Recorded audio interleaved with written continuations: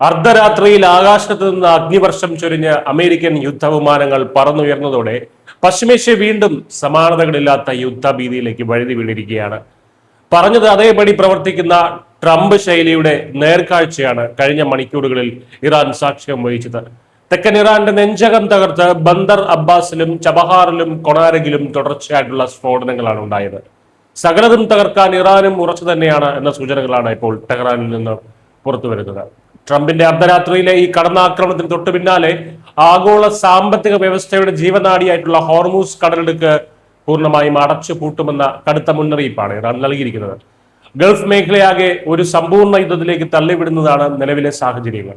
Hormuz കടലിടുക്കിലെ രാജ്യാന്തര കപ്പൽ ചാലുകൾക്ക് ഭീഷണി ഉയർത്തുന്ന ഇറാന്റെ സൈനിക ശേഷിയെ പാടെ തകർക്കുക എന്ന ലക്ഷ്യത്തോടെയാണ് ഈ വ്യോമാക്രമണം നടത്തിയതെന്ന് US സെൻട്രൽ കമാൻഡ് സ്ഥിരീകരിച്ചു കഴിഞ്ഞു. മേഖലയിലെ ചരക്കു നീക്കത്തിനും കപ്പൽ ജീവനക്കാർക്കും നേരെ അടുത്തിടെ ഉണ്ടായ ഡ്രോൺ മിസൈൽ ആക്രമണങ്ങൾക്ക് പിന്നിൽ ഇറാൻ ആണെന്ന് അമേരിക്കൻ രഹസ്യാന്വേഷണ ഏജൻസികൾ വ്യക്തമാക്കുന്നു. ഇതിന് തടയിടാൻ 20ഓളം അത്യാധുനിക യുദ്ധ കപ്പലുകളാണ് അമേരിക്ക ഹോർമൂസ് കടലിടുക്കിന് കാവലായി വിന്യസിച്ചിരിക്കുന്നത്. തുർക്കിയിലെ അങ്കാറയിൽ നടക്കുന്ന നാറ്റോ ഉച്ചകോടിക്കിടെ ഇറാനെതിരെ ഇനിയും അതിശക്തമായി ആഞ്ഞടിക്കുമെന്ന് അമേരിക്കൻ പ്രസിഡന്റ് ഡൊണാൾഡ് ട്രംപ് പ്രഖ്യാപിച്ചതോടെ കളി മാറിക്കഴിഞ്ഞു. കപ്പലുകൾക്ക് നേരെയുള്ള ഇറാന്റെ മോശം പെരുമാറ്റം, അതായത് വാണിജ്യ കപ്പലുകൾക്ക് നേരെയുള്ള ഇറാന്റെ മോശം പെരുമാറ്റം വെച്ച് പൊറുപ്പിക്കില്ലെന്നും തങ്ങൾ നൽകുന്നത് ചെറിയൊരു മുന്നറിയിപ്പ് മാത്രമാണെന്നും ട്രംപ് തുറന്നടിച്ചു കഴിഞ്ഞു.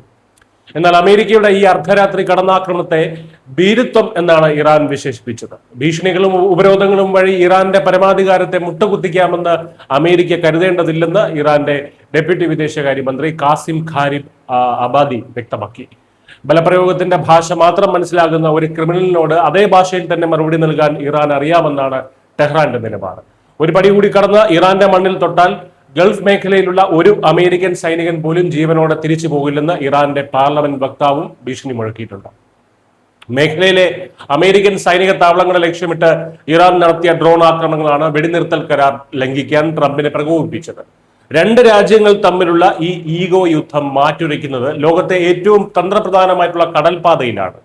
ലോകത്തെ എണ്ണ വിതരണത്തിന്റെ ഭൂരിഭാഗവും കടന്നു പോകുന്ന ഹോർമൂസ് കടലിടുക്ക് ഇറാൻ അടച്ചുപൂട്ടിയാൽ അത് ആഗോള ഇന്ധന വിപണിയെയും സാമ്പത്തിക വ്യവസ്ഥയും പാടെ തകിടം മറിക്കും. വീണ്ടും ലക്കും ലഗാനുമില്ലാത്ത ഈ സൈനിക നീക്കങ്ങൾ എവിടെ ചെന്ന് അവസാനിക്കുമെന്ന കാര്യം വരും മണിക്കൂറുകളിൽ പ്രവചനാതീതമാണ്. News desk Keralam.